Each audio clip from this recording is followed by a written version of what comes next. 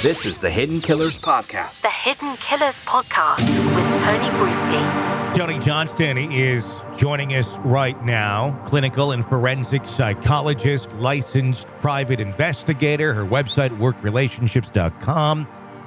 Joni, let's talk about patterns of behavior here with Rex, if he allegedly is the Gilgo Beach killer. Maybe one of many Gilgo Beach killers, quite honestly. The fact that the state of the bodies of the ones that he has been accused of, where they found his hair, where they found his wife's hair, all very similar in their state of being, if you will, on the beach when they were found. Many other bodies on the beach that he's not yet been charged with, may not be charged with, not so much in the same sort of state, not necessarily the burlap sacks, some of them very chopped up, very violated in many pieces, spread out along different areas. That part doesn't necessarily seem to jive with the ones that Rex has been accused of murdering. What's the likelihood that if he is this person, that he changed his method of how to dispose of the bodies, where some are dismembered and these ones are not?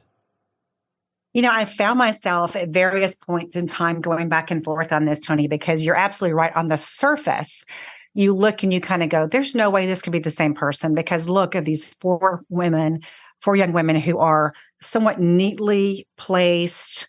They're wrapped, they're bound. There's all these things that are just so common among these four. And then you have all these other victims who've been dismembered and their body parts put in different places and those kinds of things. At the same time, I think there's information that is more important that we don't yet know. So I want to know how these other victims died, because we do know that serial killers will change their MO depending upon a lot of different situations, and they also evolve over time. And so if in fact, for example, these other women, some of whom go back to 1996, we know now because of this latest victim who was identified.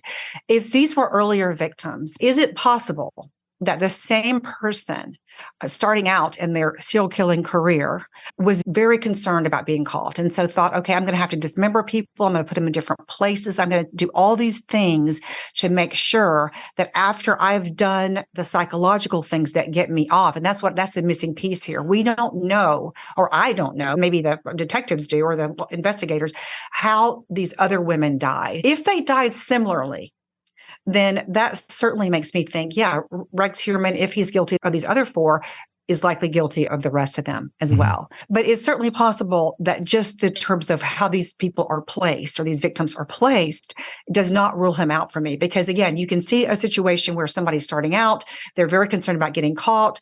They do all these things to kind of evade or elude law enforcement. And then over time, they start thinking, you know what?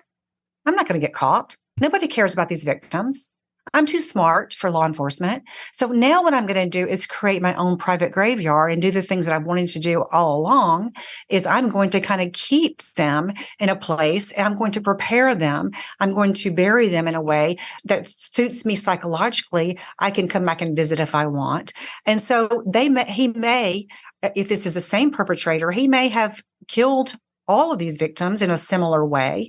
I would say not the toddler per se. I think that toddler, unfortunately, was probably collateral damage, and that's a horrible word to use. Sure. But I just think in the wrong place at the wrong time. Yeah. But the adult victims, if he did it in a similar way, I think that is much more significant than what he did after they died. Let me ask you this about the psychological perspective of the crime scene and evidence that was left behind. There's been talk for many years about a belt that was left there with the initials WH or HM, depending on how you look at it. Not truly a match to Rex by any means. There is one of the letters of his name on there.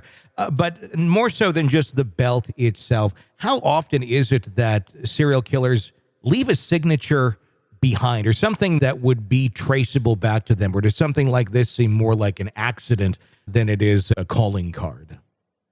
Yeah, it certainly may have been. And about 50% of the time, the perpetrator leaves DNA behind. Sure. So that is certainly something that can be retrieved and hopefully will be in those cases where it's left behind.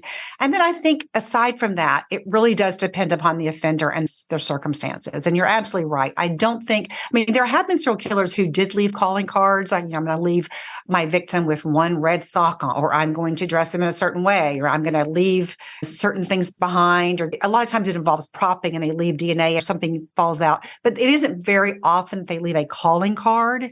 It may be that, hey, I don't care. Nobody's going to ever connect this belt to me. Or it could just be in some situations, and most likely where the person inadvertently leaves something behind. It's in the middle of the night. It's dark. They're leaving.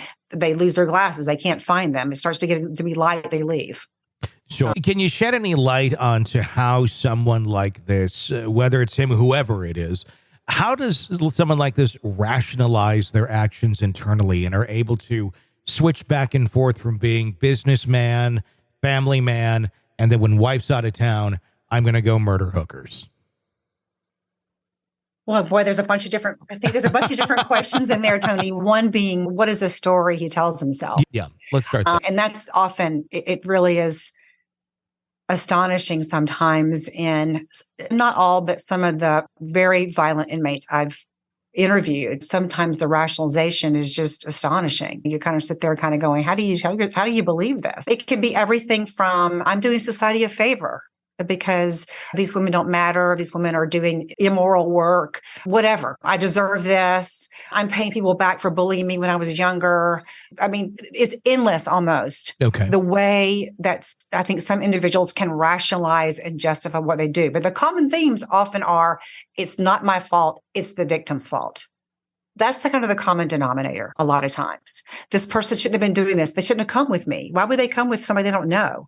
So it becomes really oftentimes kind of a blame the victim thing. So that's the part of it in terms of the story that this serial killer may have been telling himself or some version of that. Then the other question that I heard you ask is, how could somebody do these kinds of things and then switch into being an architect, a successful architect, or a husband of more than 2 decades, or a father of 2 children. And I think it's an exaggerated version of this kind of compartmentalization that we all experience. And it's an extreme version of that. And it's interesting. I've been on a couple of podcasts with law enforcement officers, and I'll talk about this and they'll kind of go, yeah, I know I was at this homicide scene and there were a couple of children who were murdered. And then it was so devastating that I walked in the door of my house and they were my own children and I'm playing with them and all this kind of thing. Mm-hmm. And it's almost like I'm watching myself do this. Yeah. So we all wear different roles and we all sometimes have to put our feelings and our desires or whatever in one drawer and then go function and open a different drawer. But this is an absolute extreme version of that. I think it was Ted Bundy who said, I don't understand. I mean, why people think I'm such a bad guy. I'm only a serial killer a small part of the day.